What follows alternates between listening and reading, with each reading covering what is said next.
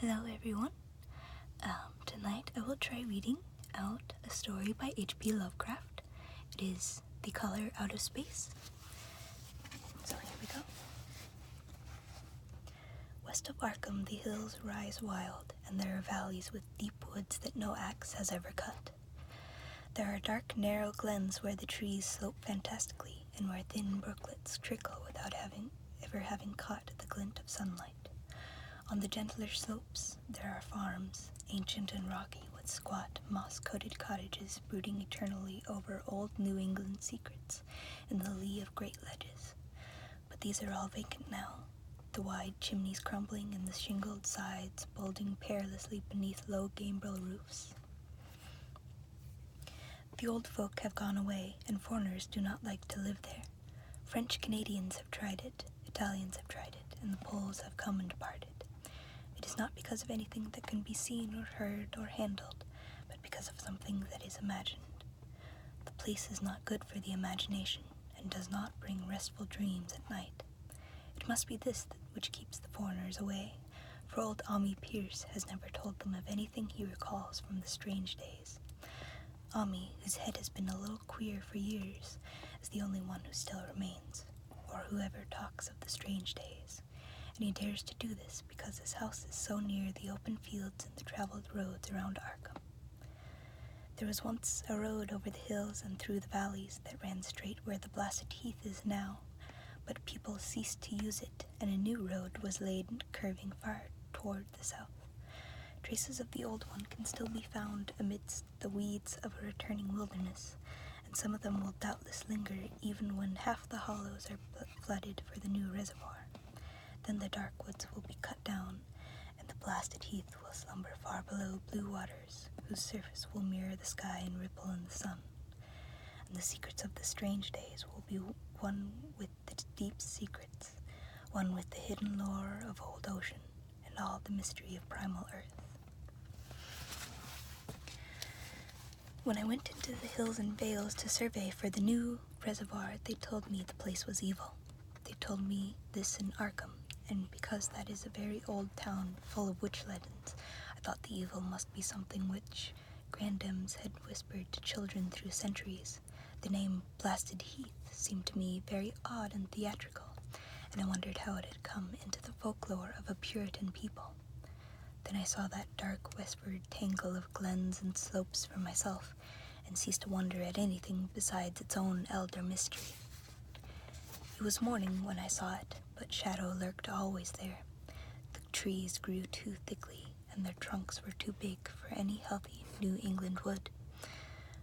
There was too much silence in the dim alleys between them, and the floor was too soft with the dank moss, and mattings of infinite years of decay.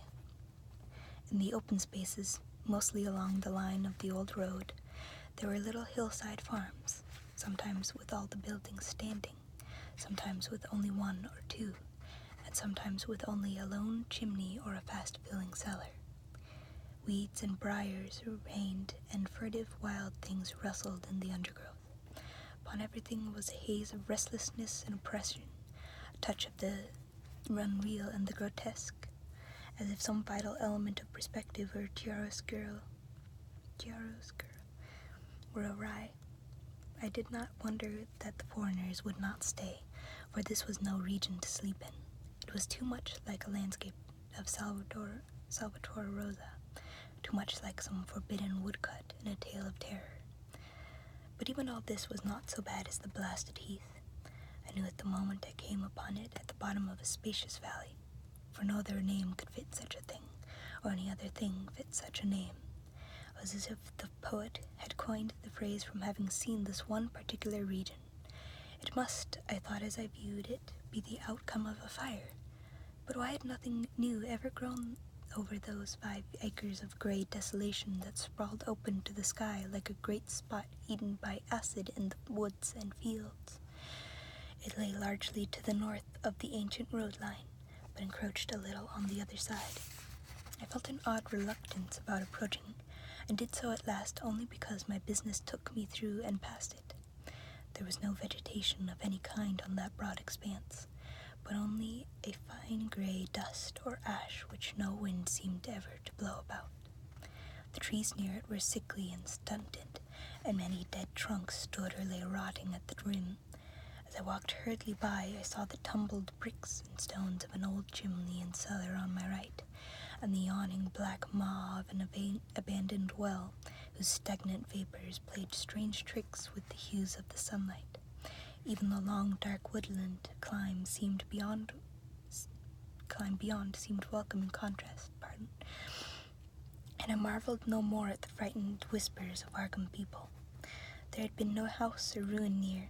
Even in the old days the spot must have been lonely and remote, and at twilight, dreading to repass that ominous spot, I walked circuitously back to the town by the curving road on the south. I vaguely wished some clouds would gather, for an odd timidity about this deep, skyey voids above had crept into my soul. Skyey. Never heard that phrase before. In the evening I asked old people in Arkham about the blasted heath, and what was meant by that phrase, strange days, which so many evasively muttered.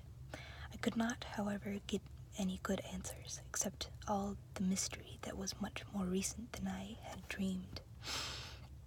It was not a matter of old legendry at all, but something within the lifetime of those who spoke. It had happened in the 80s, this would be the 1880s, and a family had disappeared or was killed. Speakers would not be exact, and because they all told me to pay no attention to old Ami Pierce's crazy tales, I sought him out the next morning, having heard that he lived alone in the ancient tottering cottage where the trees first begin to get very thick. It was a fearsomely archaic place, and had begun to exude the faint miasmal odor which clings about houses that have stood too long. Only with persistent knocking could I rouse the aged man, and when he shuffled timidly to the door, I could tell he was not glad to see me. He was not so feeble as I had expected, but his eyes drooped in a curious way, and his unkempt clothing and white beard made him seem very worn and dismal. Not knowing just how he could best be launched on his tales, I feigned a matter of business, told him of my surveying, and asked vague questions about the district. He was far brighter and more educated than I had been led to think, and before I knew it had grasped quite as much of the subject as any men I had talked with in Arkham. He was not like other rustics I had known in the sections where reservoirs were to be. From him there were no protests at the miles of old wood and farmland to be blotted out, though perhaps there would have been had not his home lain outside the bounds of the future lake. Relief was all that he showed, relief at the doom of the dark valleys through which he had roamed all his life. They were better underwater now, better underwater since the strange days. And with this opening his husky voice sank low, while his body leaned forward and his right forefinger began to point shakily and impressively. It was then that I heard the story, and as the rambling voice scraped and whispered on, I shivered again and again despite the summer day. Often I had to recall the speaker from ramblings, piece out scientific points which he knew only by a fading parrot memory of professor's talk, or bridge over gaps where his sense of logic and continuity broke down. When he was done, I did not wonder that his mind had snapped a trifle, or that the folk of Arkham would not speak of much of the blasted heath. I hurried back before sunset to my hotel, unwilling to have the stars come out above me in the open, and the next day returned to Boston to give up my position. I could not go into that dim chaos of old forest and slope again, or face another time that gray, blasted heath, where the black well yawned deep beside the tumbled bricks and stones. The reservoir will soon be built now, and all those elder secrets will be safe forever under watery fathoms. But even then I do not believe I would like to visit that country by night, at least not when the sinister stars are out, and nothing could bribe me to drink the new city water of Arkham. It all began, old Ami said, with the meteorite.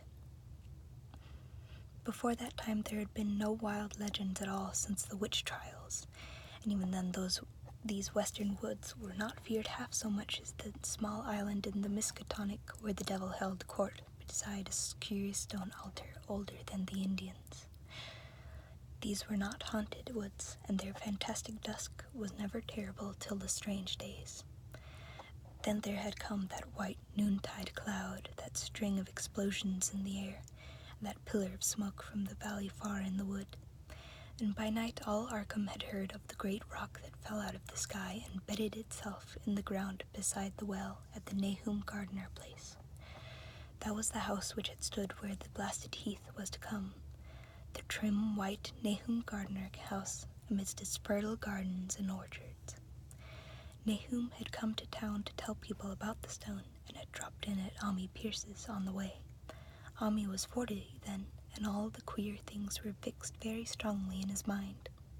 He and his wife had gone with the 3 professors from Miskatonic University, who hastened out the next morning to see the weird visitor from unknown stellar space, and had wondered why Nahum had called it so large the day before. It had shrunk, Nahum said as he pointed out the big brownish mound above the ripped earth and charred grass near the archaic well swept in his front yard, but the wise men answered that stones do not shrink. Its heat lingered persistently, and Nahum declared it had glowed faintly in the night. The professors tried it with the geologist's hammer, and found it was oddly soft. It was, in truth, so soft as to be almost plastic, and they gouged rather than chipped a specimen to take back to the college for testing. They took it in an old pail borrowed from Nahum's kitchen, for even the small piece refused to grow cool. On the trip back, they stopped at Ammi's to rest, and seemed thoughtful when Mrs. Pierce remarked that the fragment was growing smaller and burning the bottom of the pail. Truly, it was not large, but perhaps they had taken less than they thought. The day after that, all this was in June of 1882, the professors had trooped out again in great excitement. As they passed Ammi's, they told him what queer things the specimen had done, and how it had faded wholly away when they put it in a glass beaker. The beaker had gone, too, and the wise men talked of the strange stone's affinity for silicon.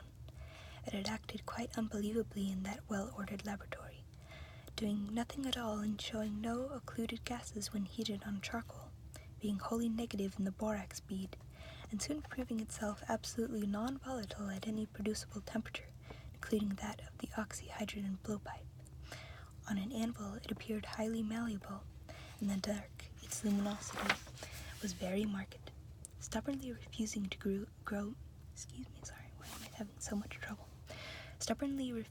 grow cool, it soon had the college in a state of real excitement, and when upon heating before the spectroscope, it displayed shining bands unlike any known colors of the normal spectrum, there was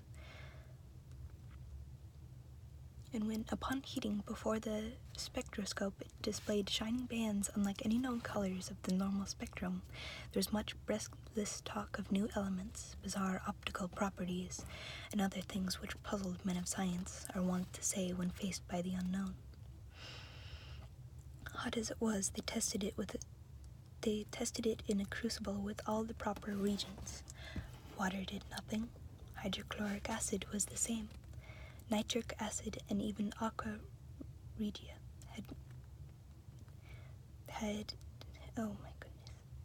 Nitric acid and even aqua regia merely hissed and spattered against its torrid invulnerability. Ammi had difficulty in recalling all these things, but recognized some solvents, and as I mentioned them in the usual order of use, there were ammonia and caustic soda, alcohol and ether, nauseous carbon sulfide, and a dozen others.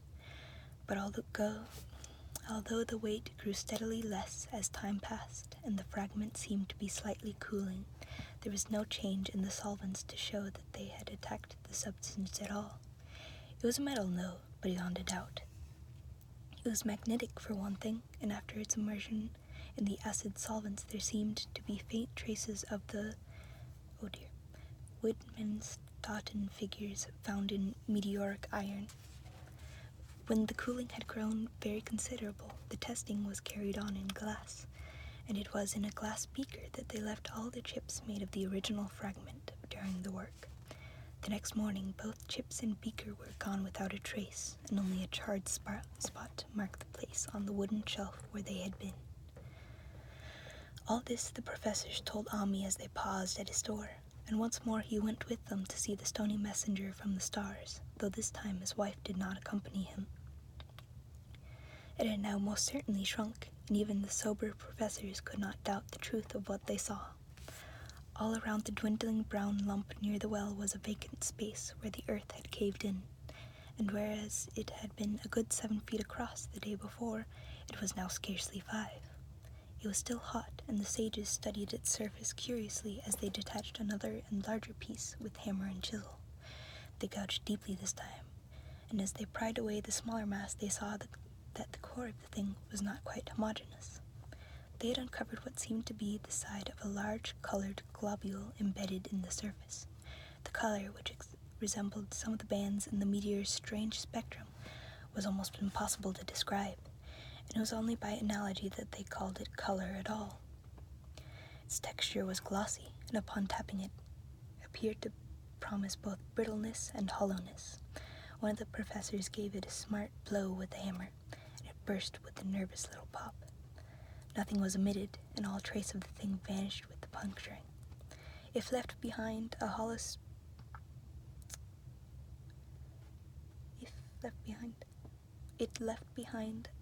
spherical space about 3 inches across, and all thought it probable that others would be discovered as the enclosing substance wasted away.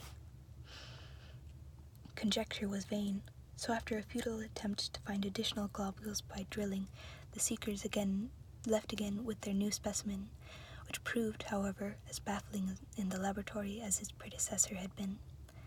Aside from being almost plastic, having heat, magnetism, and slight luminosity, cooling slightly in powerful acids, possessing an unknown spectrum, wasting away in air, and attacking silicone compounds with mutual destruction as a result, it presented no identifying features whatsoever, and at the end of the tests, the college scientists were forced to own that they could not place it. It was nothing of this earth, but a piece of the great outside, and as such dowered with outside properties and obedient to outside laws.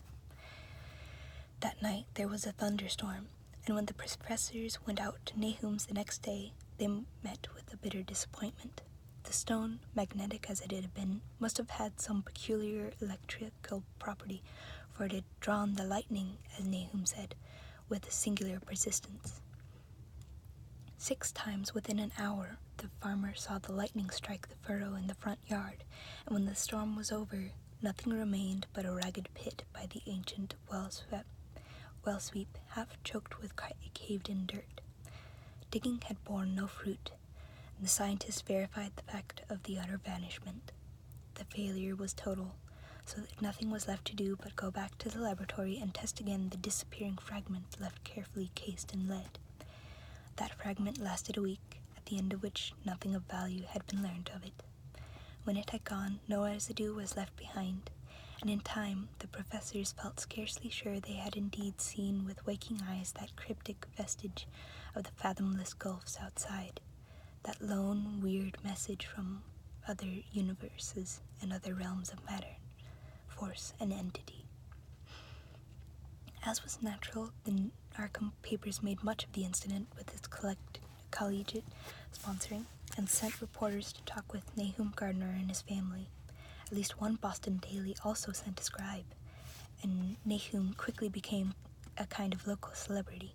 He was a lean, genial person of about 50, living with his wife and 3 sons on the pleasant farmstead in the valley.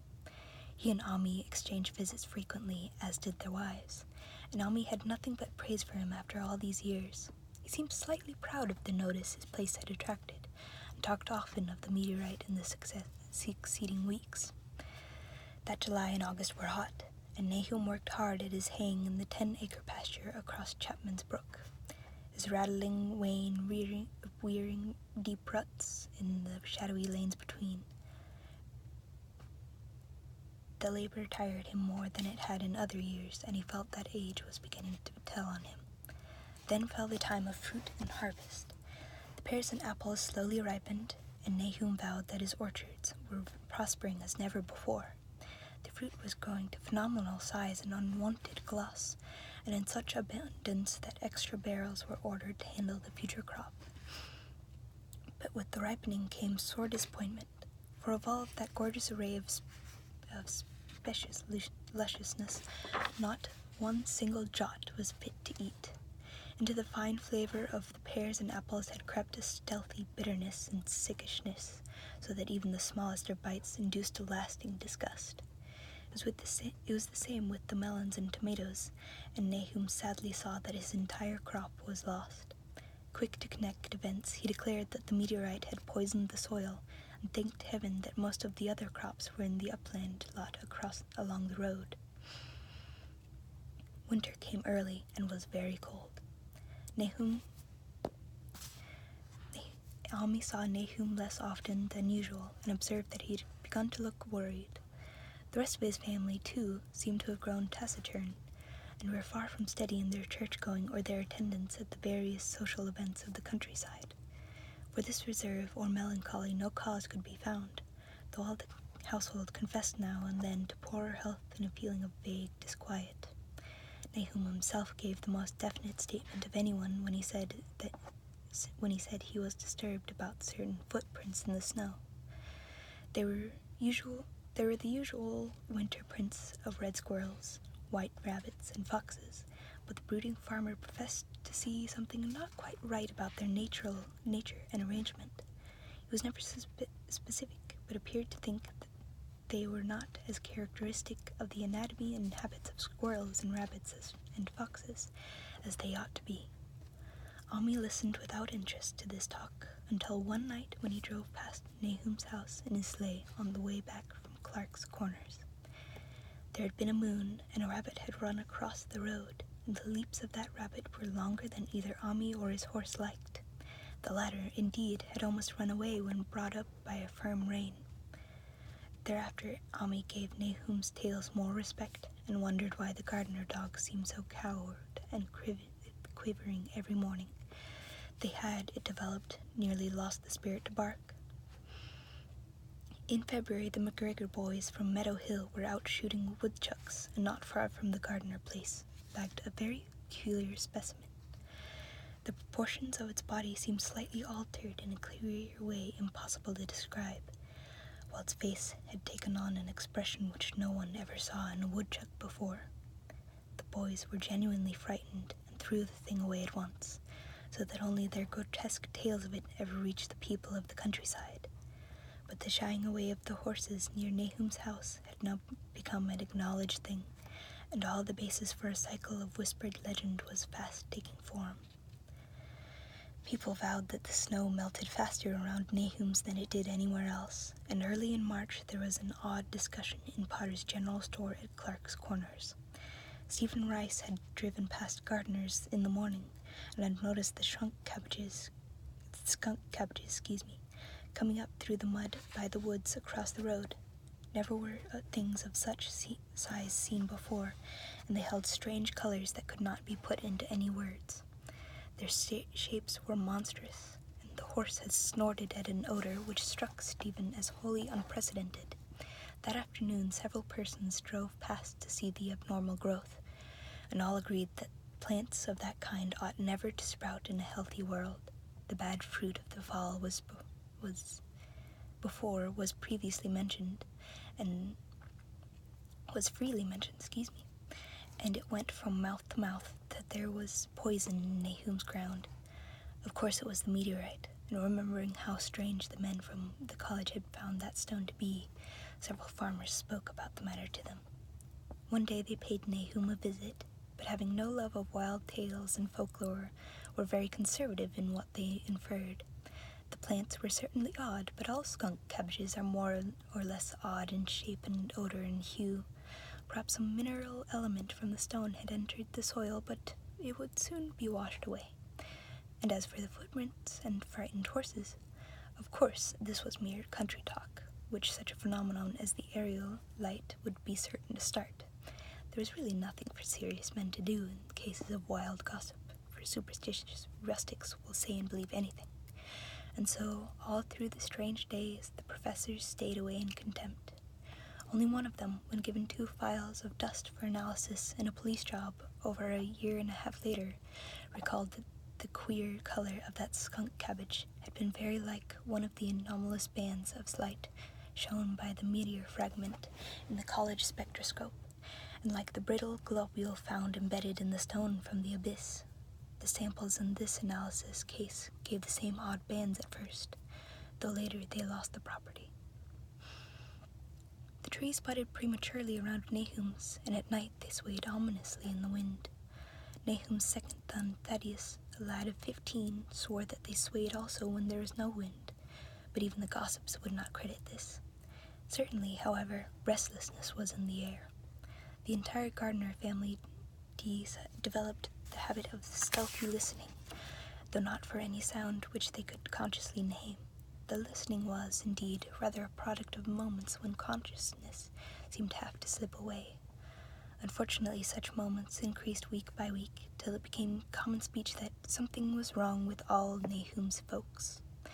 When the early saxifrage came out, it had another strange color, not quite like that of the skunk cabbage, but plainly related and equally unknown to anyone who saw it. Nahum took some blossoms to Arkham and showed them to the editor of the Gazette, but that dignitary did no more than write a humorous article about them, in which the dark fears of rustics were held up to polite ridicule. It was a mistake of Nahum's to tell a stolid city man about the way the great, overgrown mourning cloak butterflies behaved in connection with these saxifrages. April brought a kind of madness to the country folk, and began that disuse of the road past Nahum's which led to its ultimate abandonment. It was vegetation.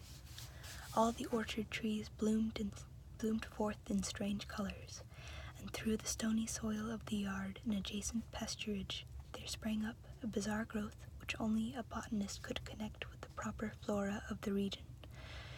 No sane, wholesome colors were anywhere to be seen except in the green grass and leafage, but everywhere those hectic and prismatic variants of some diseased underlying primary tone without a place among the known tints of earth. The Dutchman's breeches became a thing of sinister menace, and the bloodroots grew insolent in their chromatic perversion. Almy and the gardeners thought that most of the colors had a sort of haunting familiarity, and decided that they reminded one of the brittle globule in the meteor. Nahum plowed and sowed the 10-acre pasture and the upland lot, but did nothing with the land around the house. He knew it would be of no use, and hoped that the summer's strange growths would draw all the poison from the soil. He was prepared for almost anything now, and had grown used to the sense of something near him waiting to be heard. The shunning of his house by neighbors told him, of course, but it told on his wife more. The boys were better off being at school each day, but they could not help being frightened by the gossip. Thaddeus, an especially sensitive youth, suffered the most. And I think that's where I'll stop for tonight. Thank you for watching.